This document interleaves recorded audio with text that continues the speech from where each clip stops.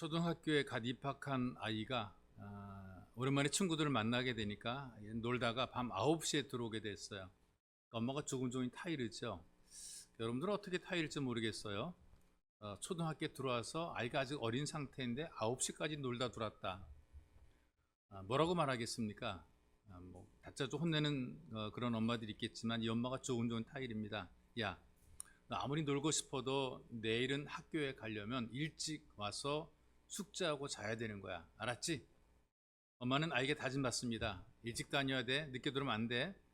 근데 이제 친구가 좋은 이 아이는 친구들이 놀다가 또 늦게 들어왔어요. 이번엔 엄마가 그대로 넘어가지 않으려고 아예 버릇을 고치겠다라고 마음속에 작정하고 혼냅니다. 임마, 조금만 놀고 오라 그랬더니 왜 엄마 말 안 듣고 늦게 와? 손바닥으로 아이의 종아리를 세게 때렸어요.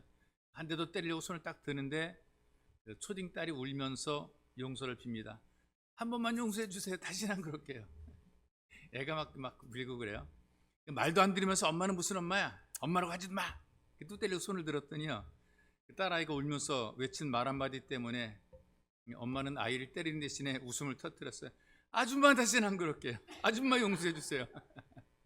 엄마라고 그러지 말랬다고 아줌마 이렇게 순간을 모면하고 순종해 보겠다는 것이죠.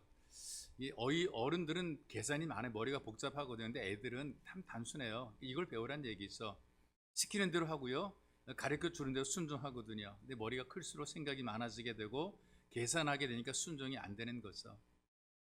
제가 목사님 이름은 기록하지 못했는데 이제 애 이름은 제가 알고 있거든요. 지방 교회에 이시우라는 유치부 어린 아이가, 유치부, 그러니까 초등학생도 아직 한 유치부 아이가 있는데 좀 정상인보다 2% 부족해요. 그런데 이 아이가 중요한 게 선생님이 시키는 대로 합니다. 밥 먹을 때 기도하고 먹어라 이렇게 얘기를 했더니 아이는 집에 가서 가족들에게 자기 나름 설명하는 거죠. 밥 먹을 때는 기도하는 거라고 얘기를 했어요. 가족 중에서 아마 엄마나 아빠나 뭐 할머니가 얘기를 했겠죠. 아이 꼭 그렇게 안 해도 괜찮아. 그랬더니 아이는 아닌 거예요. 꼭 기도하고 밥 먹으라 그랬다고 선생님이 얘기를 했대요. 그래서 밥을 먹을 때는 기도해야 된다는 거예요. 왜?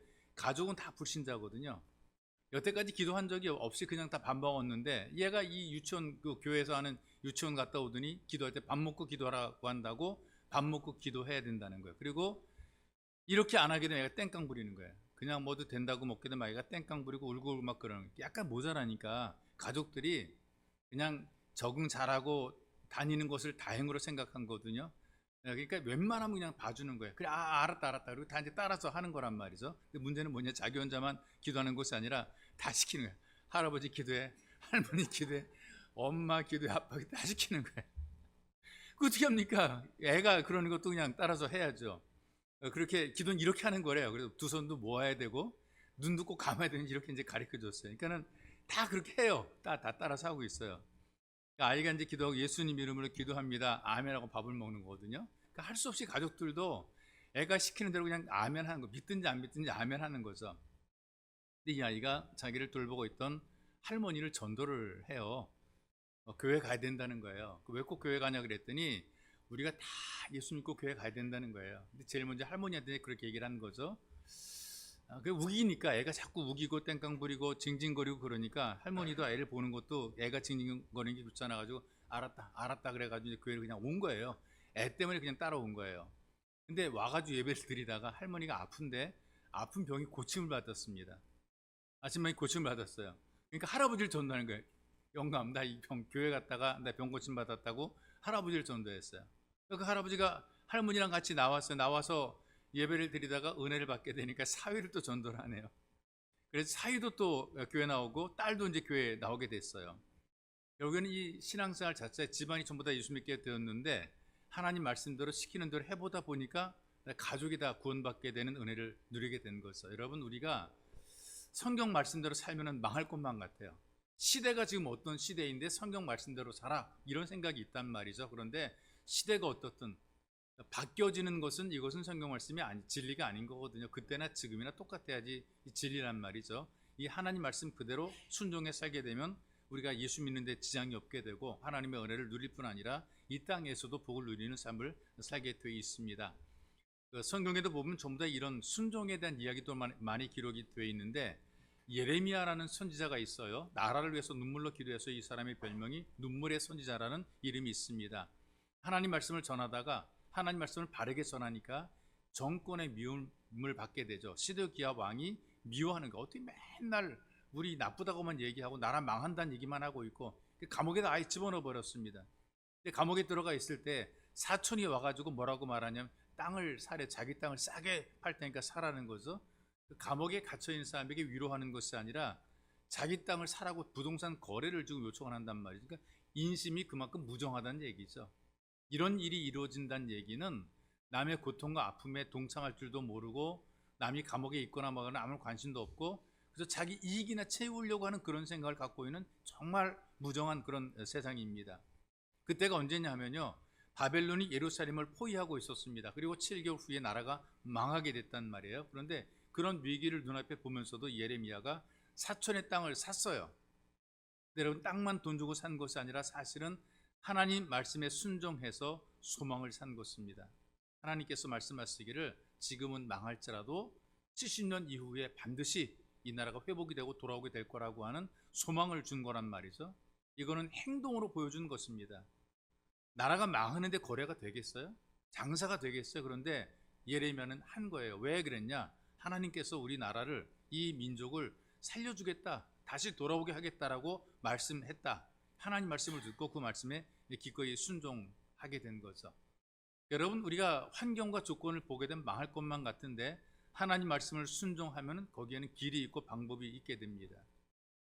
보통 이제 국제적인 경제 연구소에서 나라가 어려워지게 되거나 국제적인 경제가 힘들게 되면 왜 이렇게 경제가 안 돌아오고 어려울까라고 이제 그 나름대로 그 사례를 막 발표를 합니다. 이렇게 얘기를 합니다. 사람들이 돈을 아낀다고 물건을 사지 않으니까 공장이 돈이 돌지 않아서 문을 닫게 된다는 거예요. 공장이 문을 닫게 되니까 일하는 사람들이 직장을 잃어버리게 된다는 거죠. 그러니까 더욱더 돈이 없어지게 되고, 돈이 없으니까 이제 물건을 또 못 사게 되는 겁니다. 돈이 없고 물건은 판매되지 않고 공장은 문을 닫게 되고 돈은 더 없어지게 되고 물건은 판매를 안 하, 생산 안 하게 되니까 자꾸 올라갈 거야. 비싸지게 올라가게 될 거 아니겠어요? 그래서 건전한 소비는 미덕이라고 그러면 소비를 권장하기도 해요. 왜 물건 사지 않냐고 묻게 되면 수입이 없으니까 물건 못 산다 이렇게 얘기를 하게 되는데요. 경제연구소의 통계를 보게 되니까 다르게 나왔습니다. 사람들이 돈이 없어 물건 안 사는 것이 아니고요, 미래에 대해서 확신이 없으니까 돈을 안 쓴다는 거죠. 내가 이 돈을 쓴다고 할 때 미래가 더 좋아질 거야, 내가 앞으로 돈 더 벌 수 있고 일할 수 있고 직장도 잘 될 것이고 사업도 잘 될 거라는 기대감이 있어서 돈을 쓰게 되는데, 없는 게 아니라 있음에도 불구하고 확신이 없으니까 돈을 안 쓴다는 거죠. 그리고 두 번째는 수입이 떨어졌기 때문에 돈을 안 쓴다 이렇게 얘기를 한다는 말이죠. 그런데 이런 소리를 자꾸 듣다 보게 되면 위축이 되잖아요. 그러니까 사람이 위축이 되게 되면 점점 더 돈을 안 쓰려고 그러게 되고, 그리고 점점 어려움과 위기 속에 빠지게 된다는 말이죠. 그러니까 여러분, 세상에서는 여러 가지 계산하고 판단하고 분석해서 우리한테 얘기를 해주는데, 우리는 하나님께서 우리에게 뭐라고 말씀하시는가를 생각해야 됩니다. 그리고 나를 살라고 준 자리가 있잖아요. 다 똑같은 자리에 놓지 않고 여러분 각자 다 다른 삶의 자리가 있거든요. 그 삶의 자리에서 그냥 여러분들에게 주어진 일만 하면 되는 거예요. 남들처럼 살 필요도 없고요, 남들처럼 갈 필요도 없고요. 내게 주어진 내 삶의 자리에서 내 할 일하고 내 역할하면 되는 거죠. 하나님 앞에 예배자로 나와서 말씀 듣고 순종하다 보게 되면 우리도 어느 순간에 하나님 말씀을 따라 순종하는 사람이 되고, 그렇게 순종하다 보게 되니까 하늘의 복을 누리는 은혜를 받게 되는 것입니다. 우리가 신앙의 기본이 충실해야 되는데 이 순종하는 것이 신앙의 기본을 다지게 되는 거예요. 일본에 가면 동경의 제국 호텔이라는 곳이 있다 그러네요. 미국 건축가가 그 동경의 제국 호텔을 건축을 했다는 거죠. 프랭크 로이드라는 사람이 건축을 했는데 호텔 공사를 맡은 뒤에 기초 공사를 하는 데만 2년의 시간을 매달렸다 그럽니다. 그러니까 기초 공사할 때 그만큼 많은 돈이 들어갔거든요. 그러니까 주변의 사람들이 전부 다 반대를 했어요. 아니, 정신 나간 거 아니냐, 기초 공사하는데 저렇게 많은 시간 보내지, 돈 보내지, 돈 들이지, 이거 낭비라 그랬어요. 기초 공사에 2년 걸렸고 나머지 공사에 2년이 걸려가지고 4년 만에 이 제국 호텔을 완성을 하게 됩니다. 그래서 이 호텔은 돈을 많이 들어서 지은 대표적인 건물입니다. 돈 그렇게 많이 안 들이는데 돈이 많이 들어갈 수밖에 없었어요. 왜냐하면 기초 공사를 너무나 많이 했기 때문에 그래요. 그런데 그렇게 지어진 호텔이 52년이 지난 이후에 동경 대지진이 발생했거든요. 동경 대지진. 그때에 많은 건물, 그다음에 도로, 호텔들이 그 파손이 되는데 제국 호텔은 그 안에 있는 것 하나도 손상되지 않은 채 견고하게 유지가 된 거죠. 그 후로부터 이 제국 호텔을 건축했던 라이트란 사람의 이름이 일본 건축계의 신화가 됐다 그래요.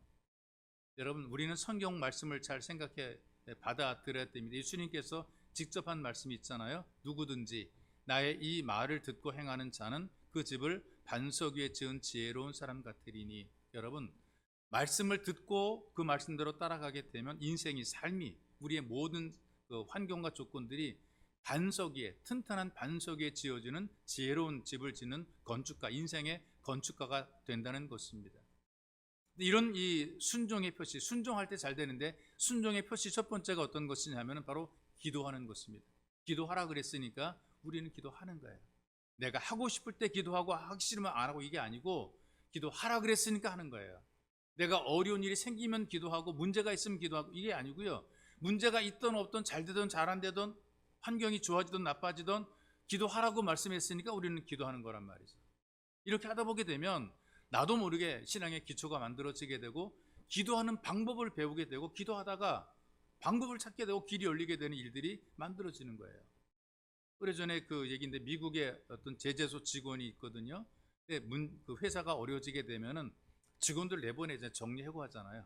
인건비 들어가는 게 이제 그 돈이 많이 들어가니까 직원들을 자르는 것을 먼저 한단 말이죠. 하루아침에 직장에서 정리해고 당해서 쫓겨나게 됐어요. 자기는 평생 거기서 일할 줄 알았었는데 평생 직장이 아닌 거죠. 그래서 자기를 잘라낸, 다른 사람도 자기를 잘라낸 것에 대해서 분노, 복수심, 내가 얼마나 열심히 일했는데, 얼마나 성실하게 내가 이 회사에서 수고했는데 거기에 대한 어떤 허탈감, 막 이런 것들이 굉장히 많았어요. 그래가지고 그 분노가 생길 때 내가 너보다 더 큰 제재소를 만들어가지고 니네 회사 망하게 하겠다, 이제 그런 분노, 복수심이죠. 내가 더 크게 만들어가지고 니네 거 다 망하게 만들 거야. 근데 돈이 있어야 이걸 만들 수 있죠. 그냥 뭐 분노만 막 불불 하고 있어. 그런데 그 모든 그 감정을 다 잊어버리겠어 작은 돈 가지고 여행을 했는데요. 근데 돈은 떨어져 가는데 마음속에 분노라든가 속상함들은 해결이 안 되는 겁니다. 그런 상태로, 상처가 해결된 상태로 돌아오는 것이 아니라 여전히 분노를 가지고 돌아와가지고 자기의 직업이 없다는 것, 일터에서 쫓겨났다는 것, 사람들에게 무시를 받았다는 것, 앞으로 나는 희망이 없다는 그런 부분들 때문에 정말 세상 사는 게 싫어졌어요. 그래가지고 진지하게 자기 아내한테 얘기를 합니다. 죽자. 나 혼자 죽지만 내가 죽으면 너 혼자 어떻게 사니? 그러니까 우리 같이 죽자. 동반 자살을 얘기를 했어요. 그 말을 듣고 아내가 이렇게 얘기를 합니다. 당신이 죽자 그러면 나는 기꺼이 죽는다. 당신이 죽으려고 할 때 내가 기꺼이 죽는다. 그런데 우리가 안 해본 게 한 가지가 있다. 우리 그건 한번 해보고 죽자. 그랬더니 이제 남편이 그게 뭐냐 그랬더니 우리가 지금까지 하나님 믿는다고 살아왔는데 하나님 앞에 기도해보고 결정하자. 우리 이거 안 해봤지 않냐? 우리 좀 진지하게 기도해보고 결정하자. 그래서 그날 처음 손잡고 기도했대요. 근데 기도를 계속하면서 변화가 만들어지기 시작하는데 가장 큰 변화가 뭐냐? 분노로 미워하는 감정이 일단 사라지게 됩니다. 그냥 부글부글 끓고 분노했던 그 악한 감정이 일단 감정이 가라앉게 되고, 두 번째로는 자꾸 기도하다 보니까 기도하면서 이제 어떻게 할 것인가를 기도하다 보니까 어떻게 할 것인가에 대한 아이디어가 생각이 나는 거예요. 하나님께 나와 함께 한다는 그런 믿음을 가지고 자기의 집을 은행에 그 담보로 해서 융자를 받았고요. 그 융자를 그 기본 자금으로 해서 건축업, 자그마한 그 마을 동네 리모델링하고 뭐 이제 고치고 이런 문짝 고치고 이제 그런 거 시작했습니다. 이제 그런 작은 건축업을 시작을 했어요. 이게 작은 건축업인데 5년 동안 계속하다 보게 되니까 점점 하나님 복을 줘가지고요 자영업자가 됐어요. 이게 좀 웬만큼 좀 직원 두고 일할 수 있을 만큼 이제 그런 사업을 했어요. 그러니까 기도하는 거 쉬지 않고 계속해서 기도를 했어요. 기도하는 가운데 하나님께서 마음속에 또 소원을 줍니다. 이게 중요한 거거든요. 근데 기도하다 보게 되면 마음속에 하나님이 감동을 주는 거예요. 감동을 주고 뭔가를 하고 싶은 생각을 우리 마음속에 자꾸 주는 거란 말이죠. 그래서 그 소원을 준데 그 소원이 어떤 것이냐면은 호텔을 경영하게 하고 싶다라는 그런 그 마음속에 소원을 주는 거란 말이죠. 근데 그 소원이 그 마음속에 생기는 것도 그냥 생기는 게 아니에요. 건축업을 하기 위해서 여기도 갔다 저기도 갔다 이제 이렇게 동네만 하는 것이 아니라 좀 떨어진 곳에서 건축을 할 거 아니겠어요? 그런데 가가지고 숙박을 해야 되는데 비싸고 좋은 호텔은 있는데 값싸고 좋은 호텔은 없더라 그 말이 있어. 그래서 내가 한번 호텔을 운영해 보겠다라는 그런 소원이 생겼고 기도를 놓고 간절히 제목 가지고 기도하다 보게 되니까 하나님께서 확신을 주어가지고 호텔을 개업하게 됩니다. 이 호텔이 사람들에게 잘 알려진 세계적인 체인망을 가지고 있는 홀리데이 인이라는 호텔이거든요. 그러니까 그 돈을 많이 벌려면 그 호텔에다가 술집을 일단 만들어야 돼요. 나이트 클럽 이런 걸 만들어야 돼. 그러면 돈을 많이 벌죠. 강남 같은 데 보기는 호텔 지하 이런 데 나이트 클럽 있고 어떤 뭐 술집 이런 바들이 있어가지고 거기서 오는 수입들이 굉장히 많아요. 아주 대형 호텔이 아니면 전부 다 이렇게 이런 그 술집을 통해 나이트 클럽을 통해서 수익을 창출하게 만드는데 이걸 안 하는 거예요. 나는 신앙 양심상 술집이라든가 나이트 클럽 없는 호텔을 만들겠다 그래서 오로지 가장 편안하고 안락하면서 깨끗하고 그리고 편안하게 그 숙박을 제공하는 그런 호텔을 만들겠다 얘기를 했어요. 그래서 기도하면서 이 호텔을 지어가지고 결국에는 세계적으로 유명한 호텔을 만들어 놓게 된 것입니다. 우리가 하나님 앞에 기도하면서 그 자꾸 기도할 때 내가 원하는 것만 하려고 그러거든요. 그러니까 순종하려는 그런 마음을 갖는 것이 아니라 내가 하고 싶은 것만 하려고 그래요. 그러니까는 하나님이 주는 소원을 받는 것이 아니라 자기 소원으로 자꾸만 하나님의 소원을 부딪히는 거예요. 하나님께서 하시라고 하는 하고자 하는 하나님의 그 마음의 소원이 주어지게 되는데 내가 원하는 게 너무나 크니까 하나님이 주시는 소원을 자꾸 퉁퉁 받아치는 거란 말이죠. 이렇게 기도가 되면 안 되는 거죠. 한 교우가 있는데 이런 그 교우가 있습니다. 목사님을 찾아왔어요. 목사님, 저보고 사장하라 그러네요. 이 사장하라 그럴 때에 그 담임 목사님 그 얘기를 들으면서 그 하지 마셔 그런 목사님 아무도 없죠. 이거 잘 됐습니다. 지금같이 어려운 때 사장을 맡아달라 그러니까 이거 해야죠. 이렇게 얘기를 했어요. 그랬더니 그 교우가 목사님한테 이렇게 얘기를 해. 목사님, 사실 저는 기도해보고 결정하겠다 이렇게 얘기를 했습니다. 기도해보고 결정하겠다?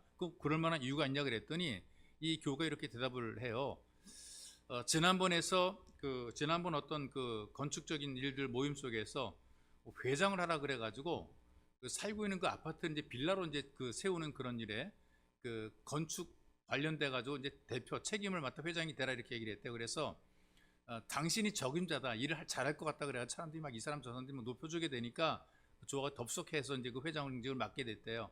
일이 막 잘 돼갈 때 갑자기 투소가 들어오고 업자랑 뭐 결탁해가지고 돈을 받았다는 등 모함이 시작이 되기도 하고 그 무혐의로 끝나긴 했지만 마음고생 많이 하고 어려움 많이 당했다는 거죠. 그래서 이렇게 얘기를 합니다. 사탄이 사람을 자꾸 흔들고 높이면서 시험에 들게 하는데 혹시 이번에도 그런 것이 아닐까 해서 목사님께 기도 부탁드립니다. 하나님의 뜻을 알도록 기도를 많이 해주시기를 바랍니다. 이렇게 이제 얘기를 하니까 목사님이 감동이 된 거죠. 하나님의 뜻이 아니라면 좋은 자리도 나는 안 하겠다. 하나님께서 원하시는 일이라면 내가 싫어도 힘들어도 어려워도 하겠다. 이게 순종이거든요. 우리는 거꾸로 하잖아요. 내가 원하는 것만 하겠다. 내가 좋은 것만 하겠다. 내게 유익이 되는 것만 하겠다. 이건 순종이 아니라는 거예요. 내가 싫지만 하나님이 원하시면 하는 것이고 내가 좋은데 하나님께서 하지 말라고 하면 안 하는 것. 이게 참된 순종이라는 거죠. 근데 이거 어떻게 분별하느냐? 기도하지 않으면 분별이 안 된다는 얘기입니다. 여러분들이 기도를 꾸준히 계속 해야 되는 거죠. 그러니까 데살로니가 교회 성도들이 보여준 이 표시가 바로 기도하는 겁니다. 여러분도 기도를 통해서 순종하고 하나님과 친밀해지시기를 주님의 이름으로 축복합니다. 그 다음에 또 한 가지는 이 데살로니가 교회가 갖고 있던 순종의 표시 가운데 하나가 서로 사랑했더라 이렇게 얘기를 합니다. 3절에 그런 고백 얘기가 있잖아요. 형제들아 우리가 너희를 위하여 항상 하나님께 감사할지니 이것이 당연함은 너희의 믿음이 더욱 자라고 너희가 다 각기 서로 사랑함이 풍성함이니 그러므로 너희가 견디고 있는 모든 박해와 환난 중에서 너희 인내와 믿음으로 말미암아 하나님의 여러 교회에 우리가 친히 자랑하노라. 이들이 환난 속에서 서로 사랑하는 이 풍성한 사랑의 모습을 보면서 정말 저 교회와 성도들은 대단하다라고 할 정도로 다른 교회 자랑을 할 정도 됐다는 얘기죠. 여러분 어려울 때 사랑하는 것이 어렵습니다. 환경이 좋아지게도 다 좋을 때는 다 좋은데요. 위기를 만나거나 문제가 있거나 힘들어지게 되면 나 살려 그러지 사랑에 대한 풍성함을 나타내 보이지 않게 돼 있어요. 여러분 믿음이 자라게 되면 사랑도 풍성해지게 되거든요. 우리가 눈에 보이거나 귀로 듣거나 손에 잡히는 것들을 보시게 되면 일단 조건이 맞아야 되죠. 뭐 서로 주고받는 거래가 좀 있어야 되죠. 이해관계가 맞아 떨어지게 되니까 사랑하는 그런 마음이 들게 되는데 그것으로 사랑이 풍성해지는 것은 아니더라고요. 요즘에 일어나는 살인사건들 가운데 치정살인, 연애폭력 같은 그런 살인사건들이 많아지고 있거든요. 처음에는 사랑이 풍성하죠. 연애 감정이 좋잖아요. 그냥 보기만 해도 가슴이 울렁대니까 얼마나 좋겠어요. 그러니까 이런 마음으로 서로 사랑을 합니다. 너 없으면 못 산다라고 해놓고도요, 마음이 안 맞을 때가 있거든요. 이해관계가 틀어질 때가 있거든요. 그러면은 너 죽고 나 살자 이렇게 되는 거예요. 그래서 살해를 하는데 무참하게 살해를 하고 잔인하게 살해를 하게 되는 거거든요. 이해관계, 어떤 무슨 자기의 필요한 것들이 챙겨지지 않게 되면 뭐 어제까지 사랑한다고 얘기했다고 오늘은 언제 그랬냐는 듯이 등 돌리는 것이 바로 세상의 인심이 되는 거죠. 여러분 이런 생각하지 않습니까? 미모가 뛰어나고 매력 있으면 사랑 많이 받겠다 그런 생각 하잖아요. 다 그런 사람 다 좋아하잖아요. 미모가 뛰어난 사람, 매력 있는 사람 모두가 좋아한단 말이죠. 이런 사람들이 사랑 많이 받는가? 그것도 아니더라고요. 왜? 우리나라에서 미모가 뛰어나고 매력이 풍성한 사람들이 바로 연예인들이잖아요. 가장 잘난 사람들이잖아요. 이 사람들도 못 살겠다고 이혼하는 것을 보게 되면 그것도 아닌 것 같아요.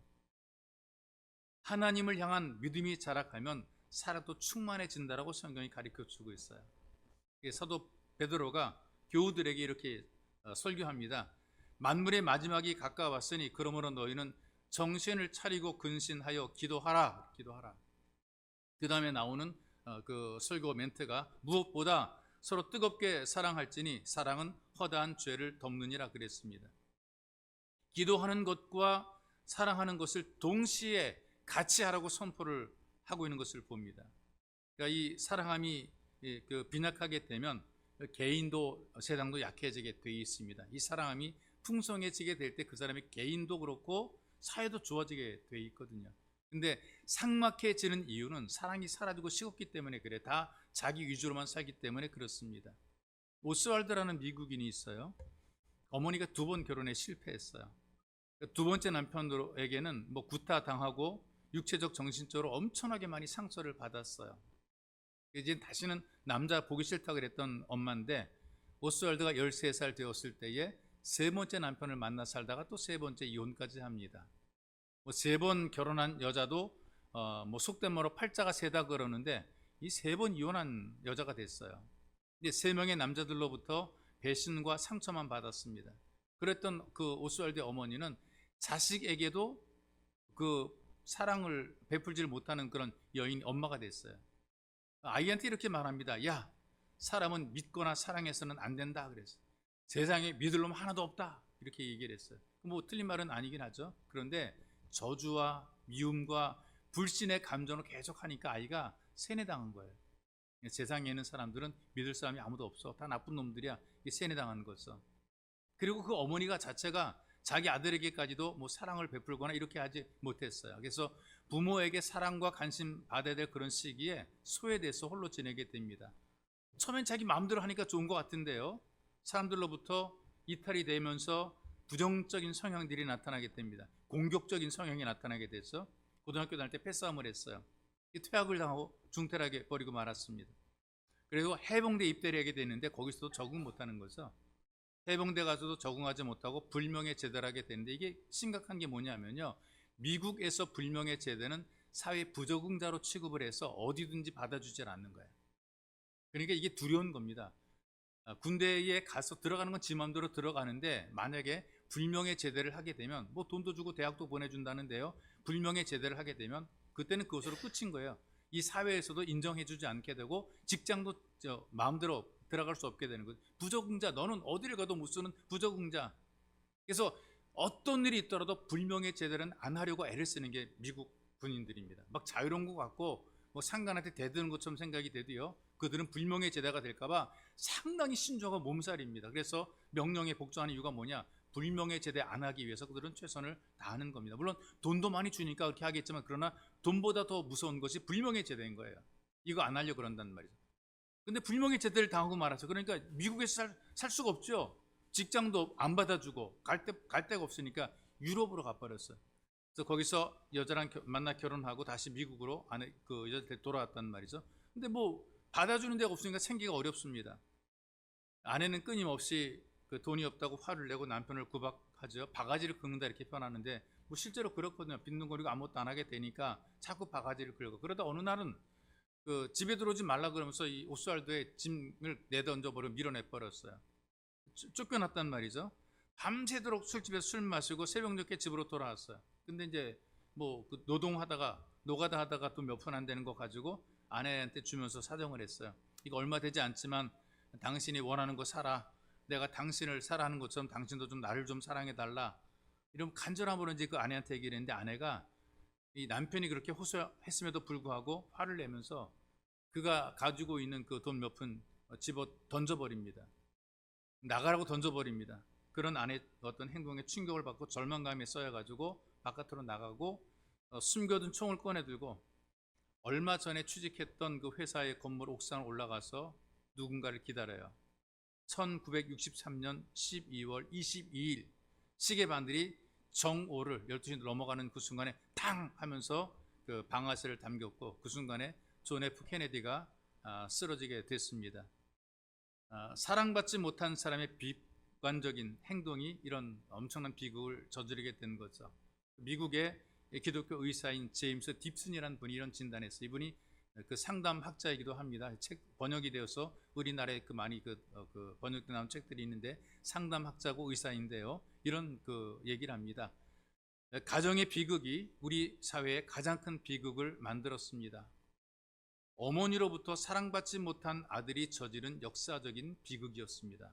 존 F 케네디의 암살 그 사건이 어머니로부터 사랑받지 못한 아들이 저지른 역사적인 비극이었다 이렇게 얘기를 합니다.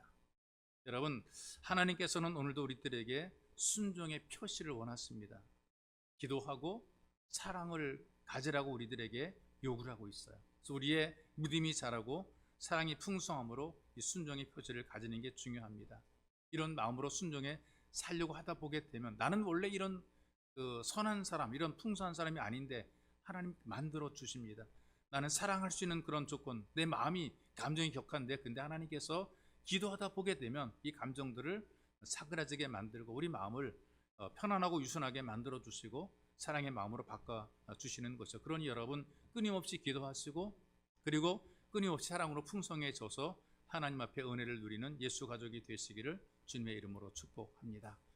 참으로 존귀하신 주님 고맙습니다. 우리가 사는 세상이 그야말로 삭막할 정도로 황량한 바람이 불고 썰렁한 현실 속에 살아갑니다.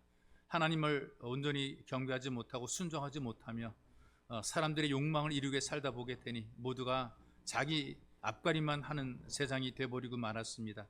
우리는 주의 말씀을 듣게 하시고 말씀을 들음을 통해서 하나님께 순종하는 마음을 갖도록 도와주옵소서. 무엇보다 내가 원할 때만 하고 싶을 때만 기도하는 것이 아니라 기도하라 그랬으니 늘 기도하게 만들어 주시고 사랑으로 풍성해지기를 하나님께서 원하시고 기뻐하시니 주님 우리가 풍성한 사랑의 마음을 품고 살아갈 수 있도록 은혜를 베풀어 주시고 이런 일들을 통해서 순종의 표시를 가진 복된 교회, 복 있는 성도가 되도록 은혜를 베풀어 주옵소서.